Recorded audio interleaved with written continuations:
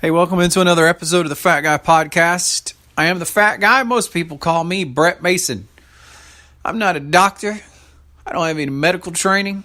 I'm not qualified to dispense medical advice. I'm just a guy that weighed 407 pounds at one point, and now, as of today, I weigh 282.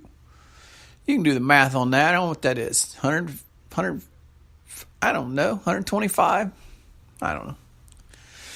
Anyways, I have spent tons of time researching health, fitness, nutrition.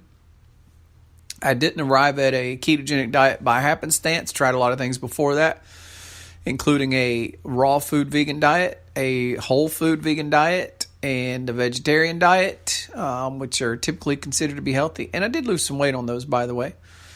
But a ketogenic diet has been by far the best tool for me to feel great, lose weight, and know that I'll be able to be that way for the rest of my life. So, little disclaimer, consult with a doctor. That's who you need to talk to about eating and stuff. Now, if you have a doctor that's not keen on keto, then I'd suggest finding a new doctor. It's funny, I had a message yesterday from a woman said, can you help me get started with keto? I've been battling my weight for a while. Just saw my doctor yesterday, and I mentioned keto to him, and he said he highly recommended it, that if done right, it was one of the best ways to get healthy and lose weight. And I was like, girl, you got a good doctor. You stay with him. Nevertheless, who you choose for a doctor, that's your decision. How do you listen to the show? You'd be surprised how many times I get this. People go, I don't understand the podcast thing. Well, probably the clunkiest way is just wait for a new Facebook post to come up, because I post it on Facebook, and you can click it. And it'll take you right to a page where you can click a pay button and listen. The problem with that is, Facebook only shows like 10% of your friends your post. So the odds of you actually seeing the podcast post are slim to none. The best thing to do is subscribe to the podcast. Now, if you're an old hat at podcast, you use the iOS podcasting app and you know how to subscribe and get them, whatever. Good, you're good to go. Just search for Fat Guy Podcast. Same if you're on an Android phone. But I get so many people that just, the concept of a podcast eludes them. It used to be me too. I used to be people talking about podcasts. I'm like, man, might like to listen to something like that, but I don't understand how to do it. So believe me, I've been there. So here's the super easy and convenient way, and the way I recommend. Download the Spreaker app, Spreaker, Spreaker.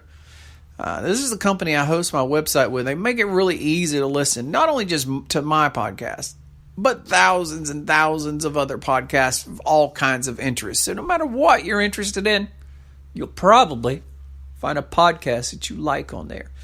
And you can just follow it like you follow mine. So download the Spreaker app, search for Fat Guy Podcast, favorite it, follow it. I suggest you sign up with an account. That way you can shoot me messages right there from the show. But you don't have to do that. So do that. And the other thing you should do is follow me. If you're not already following me on Facebook or whatever, do it. No matter what form of social media you prefer, the username is always Fat Guy Podcast. One word, Fat Guy Podcast. That'd be true for Facebook, Instagram, Twitter, and my personal favorite, Snapchat. So I share what I eat on Snapchat. Matter of fact, I did that a few minutes ago. I had a nice turkey and Cobb salad. I had this new yogurt that I've found. It's called Ellie Cork yogurt, and it's very low in carbohydrates. And I love eating yogurt. I love getting probiotics and things like that. But yogurt is so high in carbs. Now, if you get a good full-fat yogurt, like Fage is usually what I eat. One of those tubs of Fage has like 9 grams of carbs, which is a lot. It's hard to work it in, but I make it work in certain days. I'll give up other things to have it. But Ellie Cork, who I saw on an Instagram feed a while back, and it was not anywhere around here, is finally in Publix. And that salted sea salt caramel is good. The strawberry's good, and the mixed berry's pretty good. The one I thought I liked the best, I like the least, and that's the fudge, chocolate fudge. It has a bitter chocolate taste to it. Nevertheless, I log what I eat, so if you want to know what a guy that's lost 125 pounds eats, follow me on Snapchat, Fat Guy Podcast. That's the way to go. So how much protein do you eat? Let's just jump right into it. I've spent enough time spinning my wheels. So a ketogenic diet, number one is to keep the carbs to 20 grams or less. Okay, it's a low number, and it's hard to do. And I'm going to tell you, the first week I went keto, My carbs are in the 30s, as I recall. I could go back and pull it up on my fitness belt, I'm sure, because I tracked everything. But I clearly remember it being in the 30s, and that was such a huge change for me. But that's what I did. First week, I did 30s, and I think it kept me from getting into ketosis as fast as I should have.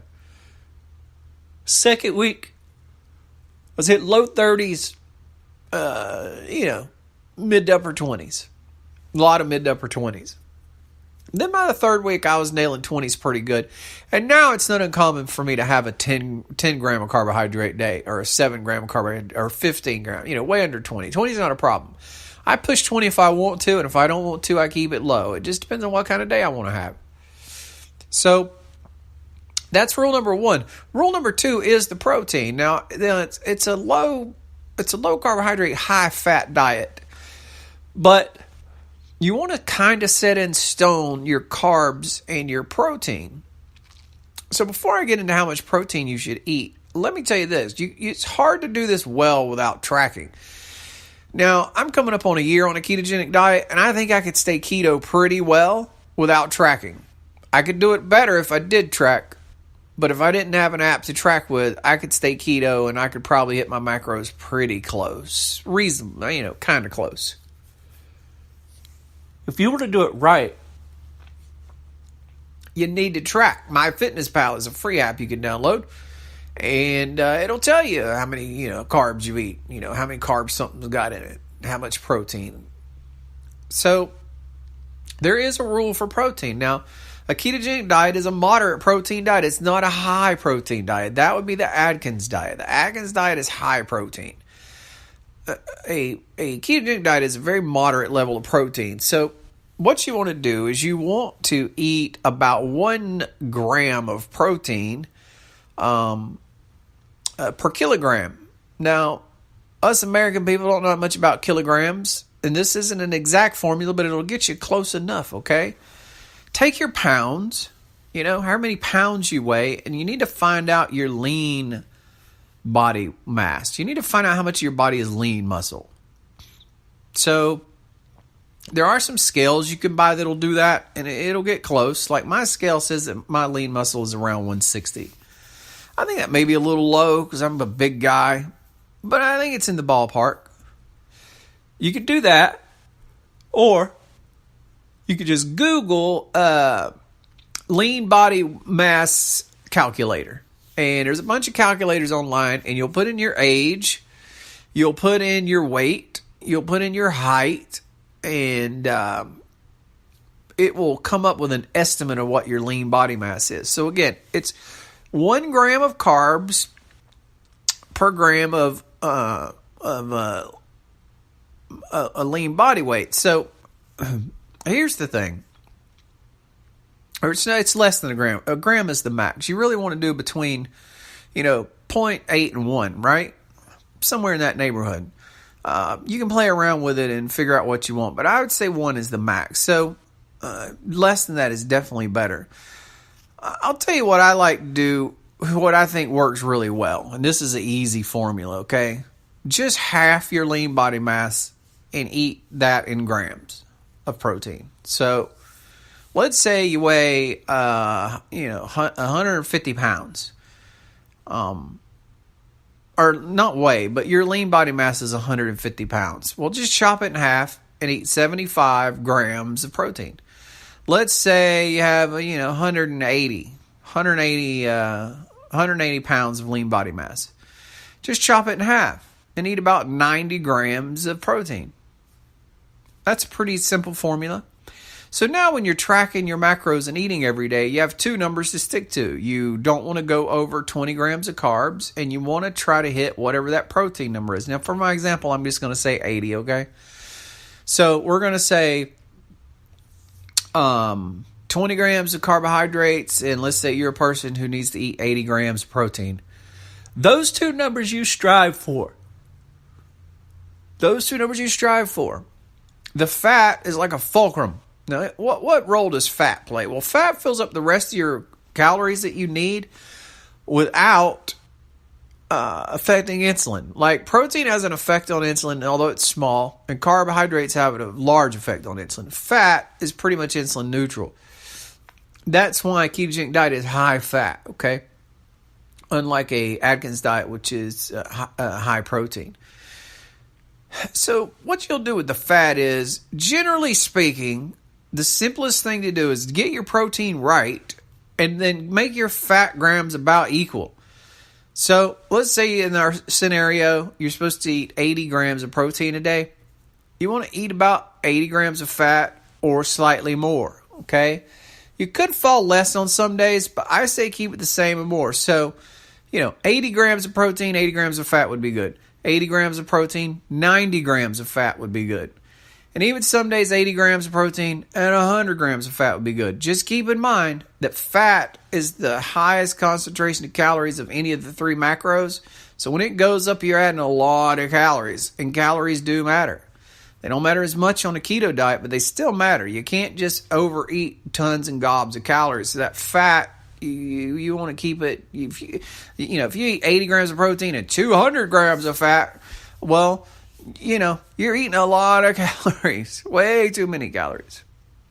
So, fat is a fulcrum. Now, how do you adjust fat? I say it's based on how you feel, and a lot of that is hunger. So, if you eat a meal and you feel hungry not too long after that, especially after you've been on a keto diet for a while. So, you've been on a keto diet for 2 weeks, and you eat lunch. And within an hour and a half, you're hungry again. Like really hungry. You want to eat. I would say that you need to up your fat. That you need to slide that fat up. So let's say you've been eating about 80 grams of protein, 80 grams of fat. I'd move it up from 80 grams of protein to 90 grams of fat. Okay, so you're adding 5 grams of fat to your 2 meals, your lunch meal and your dinner meal. Now, if you're freaking out right now and asking, where's breakfast? Why didn't you mention breakfast? I would highly encourage you to go back and listen to previous podcasts where I talk about a ketogenic diet and intermittent fasting as a powerful 1-2 punch and how it works. So that's your answer. You'll find a lot of experts out there that probably laugh at me, and a lot of experts out there go, it's not accurate enough. I found that it's accurate enough, and it's easy to figure out.